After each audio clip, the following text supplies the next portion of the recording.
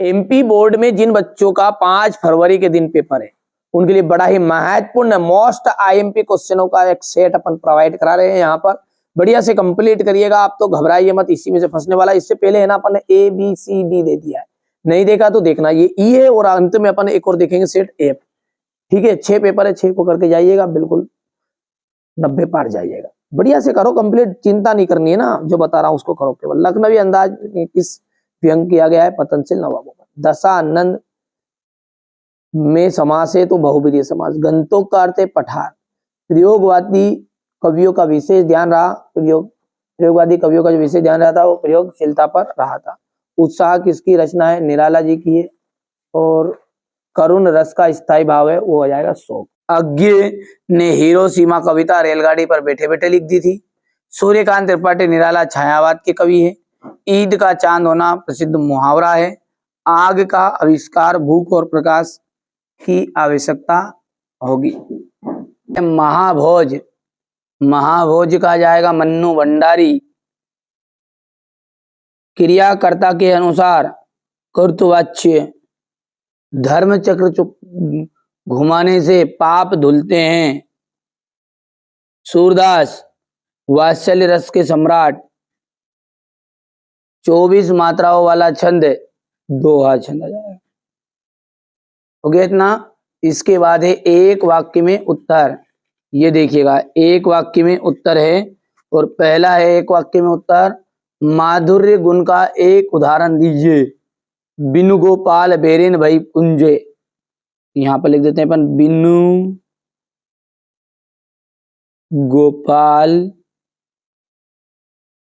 बेरिन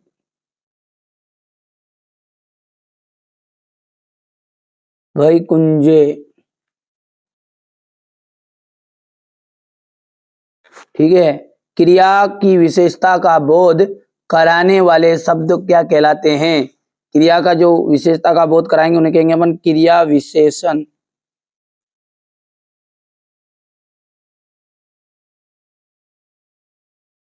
ठीक है, अज्ञे जापान में हुए बम विस्फोट पर कौन सी कविता लिखी? हिरोशिमा।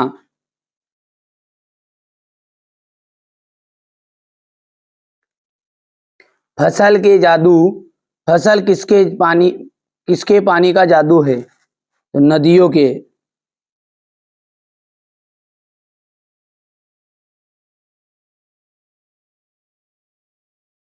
स्थायी भाव जगाने वाले तथा उद्दीपित करने वाले कारक क्या कहलाते हैं? विभाव कहलाते हैं। क्या कहलाते हैं? विभाव। कहानी के कितने तत्व माने गए हैं? कहानी के 6 तत्व माने गए हैं। कितने? 6 तत्व। ठीक है भैया, यहां से बढ़िया से कंप्लीट करना है ये। अब है सत्य और असत्य। भाववाच्य में क्रिया कर्म के अनुसार होती है, असत्य। कुटिया में धर्मचक्र को देखकर लेखिका को लगा कि समस्त भारत में एक जैसी ही सोच है, तो ये सत्य रहेगा। प्रहरी व्हील को घुमाने से पाप नहीं धुलते, ये असत्य रहेगा। नागार्जुन को दंतरित मुस्कान बुरी लगती है,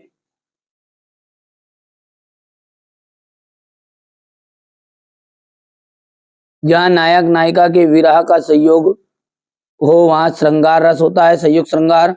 भैया वहां वियोग श्रृंगार होता है, तो ये बात भी आपकी असत्य रहेगी। और मृदंग एक तरह का वाद्य यंत्र है, बिल्कुल सत्य बात है।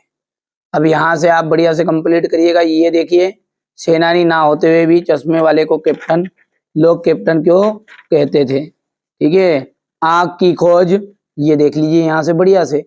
भदंत आनंद कौशल्यान अथवा मन्नू भंडारी का साहित्यिक परिचय निम्नलिखित बिंदुओं पर देना है आपको।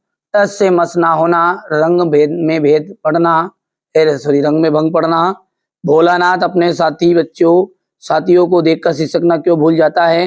प्राकृतिक सौंदर्य में के अलौकिक आनंद में डूबी लेखिका को कौन सा दृश्य झंझोर गए? प्रगतिवाद के 2 प्रमुख विशेषताएं लिखेगा। रीतिकाल की उसको श्रृंगार काल क्यों कहा गया? जयशंकर प्रसाद अथवा तुलसीदास की काव्यगत विशेषताएं, मर्यादा ना लही के माध्यम से मर्यादा ना सोए रहने की बात कही जा रही है। इन कविताओं के आधार से निराला कि काव्य की शिल्प की विशेषताएं बताइए। ये क्वेश्चन नंबर आपका 14 है। इसके बाद में यहाँ से देखिए, प्रबंध काव्य किसे कहते हैं, भेद बताना है। करुण रस की परिभाषा, उदाहरण से खंड काव्य की विशेषता, ये क्वेश्चन नंबर 17 आपका। ये 18,